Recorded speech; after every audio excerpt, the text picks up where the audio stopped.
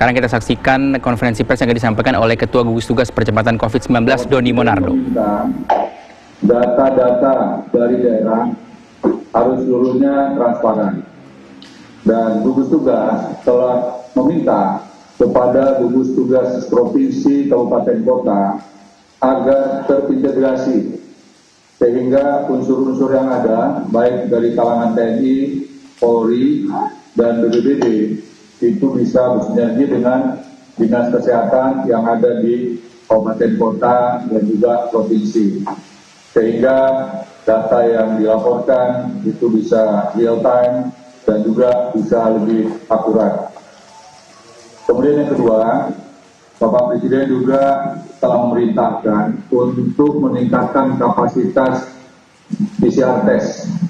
Demikian juga Bapak Wakil Presiden meminta supaya tes masif untuk ditingkatkan. Supaya ini sangat penting untuk bisa mengetahui masyarakat yang telah positif setelah dilakukan pemeriksaan sehingga bisa dilakukan langkah-langkah untuk isolasi mandiri, termasuk juga untuk dirujuk ke rumah sakit tertentu. Kemudian juga disampaikan di sini perintah Bapak Presiden untuk meningkatkan kapasitas laboratorium yang semula hanya ada 3, kemudian berkembang 12, dan saat ini 29 menuju ke 52 dari 79 laboratorium yang tersebar di seluruh tanah air. Demikian juga Bapak Menristek, Kepala Badan Riset dan Inovasi Nasional juga telah membantu lembaga IKMAN agar kapasitas pemeriksaannya ini juga bisa lebih banyak lagi. Demikian juga beberapa swasta yang nantinya akan berpartisipasi dalam peningkatan PCR test yang bekerjasama juga dengan Kementerian Kesehatan, kemudian juga dengan BUMN. Kemudian yang ketiga, Bapak Presiden memberikan apresiasi kepada sekelompok dan sejumlah daerah yang telah melakukan upaya gotong royong. Ada beberapa daerah yang telah melakukan isolasi mandiri dan terlihat adanya kepedulian dari warga di sekitarnya untuk memberikan partisipasi, untuk memberikan bantuan.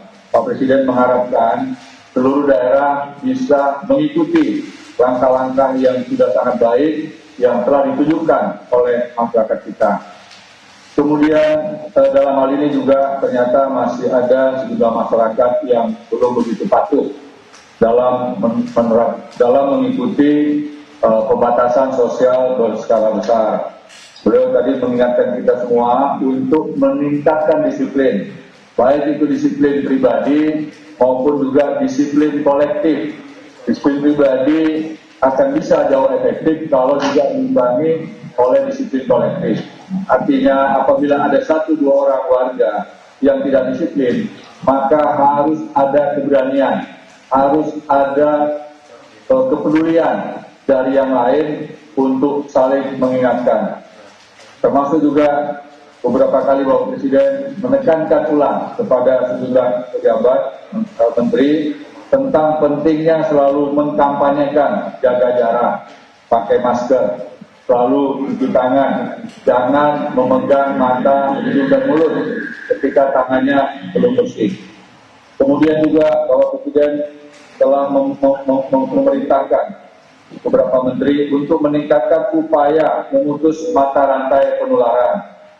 Karena dari data-data yang ada, penularan ini terbanyak dilakukan bukan dari orang yang sakit dan dirawat di rumah sakit atau orang yang telah masuk dalam daerah isolasi mandiri atau isolasi parsial, tetapi terjadi dari kelompok yang kita kategorikan ODP sangat ringan, yaitu OTG, orang tanpa gejala, yang mana mereka sebenarnya sudah positif COVID-19, tetapi belum sempat diperiksa dan mereka berkeliling ke berbagai daerah sehingga menulari kelompok yang lain.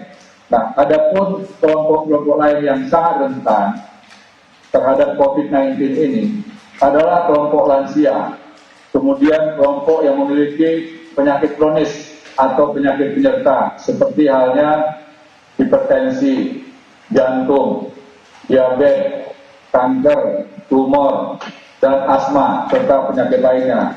Mohon kiranya ini menjadi atensi kita semua agar kelompok rentan jangan didekati dulu oleh kelompok muda yang memiliki potensi COVID-19 karena mereka tidak menyadari bahwa mereka telah terpapar dan mobilitas dari kelompok ini sangat tinggi. Oleh karenanya dibutuhkan kesadaran, dibutuhkan kesabaran untuk tidak dulu berada atau mendekatkan diri kepada kelompok rentan tadi. Kemudian Bapak Presiden mengingatkan juga tentang pentingnya prioritas kepada pelayanan rumah sakit khusus kepada mereka yang sakitnya berat, serius, dan kritis. Sehingga masyarakat yang gejalanya masih ringan atau sedang cukup melakukan isolasi parsial atau isolasi mandiri di rumah, termasuk juga di tempat-tempat yang telah disiapkan sebagaimana halnya Wisma Atlet.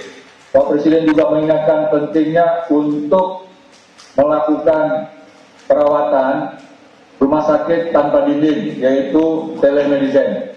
Dan ini sudah efektif. Bapak Menteri Kesehatan tadi sudah melapor kepada Bapak Presiden, ada sekitar 3.000 lebih pasien telemedicine dan 30 orang setelah mendapatkan arahan dari para dokter yang berada di lapis kedua ini, akhirnya melakukan pemeriksaan dan ternyata positif. Dan dari 30 orang itu pun hanya 2 orang saja yang dirujuk ke rumah sakit. Artinya peran dari para dokter ini sangat optimal, sangat baik sekali, sehingga dapat mengurangi jumlah pasien yang datang ke rumah sakit. Kemudian Bapak Presiden juga menekankan tadi kepada Menteri KKP untuk memberikan bantuan kepada masyarakat yang ada di berbagai daerah dalam rangka meningkatkan imunitas tubuh. Salah satu adalah dengan memakan makanan ikan yang sehat. Memakan makanan ikan yang sehat akan meningkatkan imunitas tubuh. Makanan yang bergizi akan membantu untuk bisa memiliki daya tahan terhadap COVID. Di samping juga tentunya supaya hati yang selalu gembira, tenang, tidak panik, istirahat yang cukup, dan olahraga yang teratur. Kemudian juga perlunya kita memberikan penghargaan yang setinggi-tingginya kepada para dokter, para perawat, dan tenaga kesehatan lainnya, sehingga penghargaan ini telah bisa meningkatkan semangat para dokter dan perawat dalam rangka pengabdian yang terbaik pada bangsa dan negara. Mereka telah mengorbankan waktu, pikiran, tenaga, bahkan nyawa kepada kita semua. Kemudian kekurangan dokter hari ini sudah mulai dirasakan di beberapa tempat yang pasiennya banyak. Adapun solusi yang dapat kami lakukan dari gugus tugas tadi sudah disampaikan untuk memberikan surat tanda registrasi dan peningkatan pelatihan dokter intensif yang jumlahnya mencapai 2.935 orang dokter, dan Bapak Menteri Kesehatan tadi sudah mengatakan akan memberikan prioritas kepada tenaga dokter sehingga mereka bisa praktek langsung di lapangan. Ini juga akan mendapatkan perkuatan bantuan dari jajaran relawan. Sudah lebih dari 18.000 relawan yang sudah mendaftar, dan sebagian diantaranya adalah para tenaga dokter dan perawat serta petugas laboratorium. Kemudian yang berikutnya kami sampaikan kepada teman-teman wartawan bahwa APD yang telah terdistribusi ke seluruh provinsi, kabupaten, kota itu telah mencapai hampir 700.000 pieces atau tepatnya sekitar 690.000. Dan ini akan kami tingkatkan terus, akan kami tambah terus supaya kebutuhan APD di daerah, terutama di rumah sakit, menjadi modal dasar, menjadi moral bagi seluruh tenaga kesehatan, terutama dokter dan perawat, serta juga masyarakat lainnya.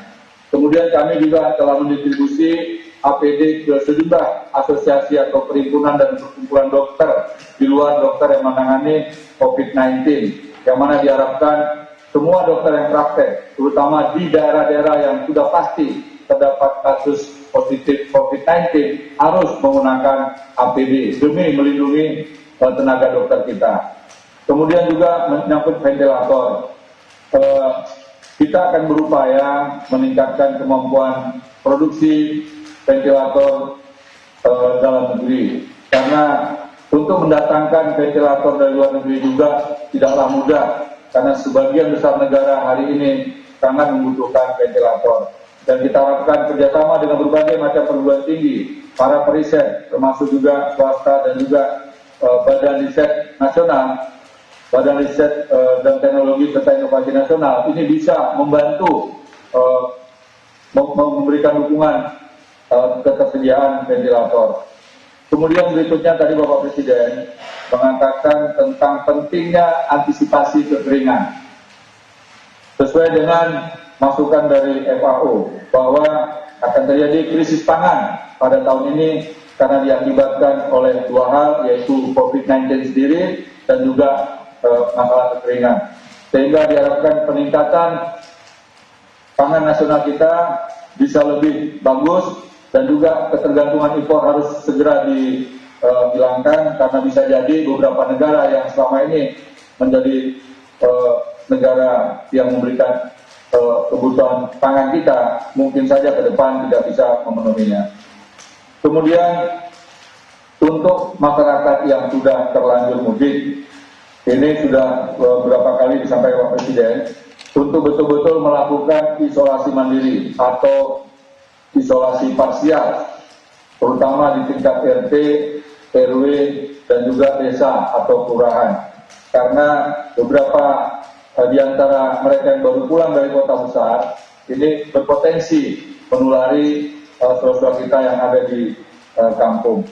Kemudian juga Bapak Presiden dalam rangka meningkatkan disiplin masyarakat meminta supaya TNI dan Polri bisa membantu dengan cara-cara yang persuasif sehingga diharapkan kesadaran masyarakat untuk meningkatkan disiplin ini betul-betul bisa dilaksanakan. Kemudian berikutnya menyangkut masalah sosial, rekan-rekan wartawan sekalian, dari beberapa laporan yang disampaikan oleh para menteri, terdapat sekitar 1,6 juta warga negara kita yang telah mendapatkan PHK dan dirumahkan. Sehingga Bapak Presiden menugaskan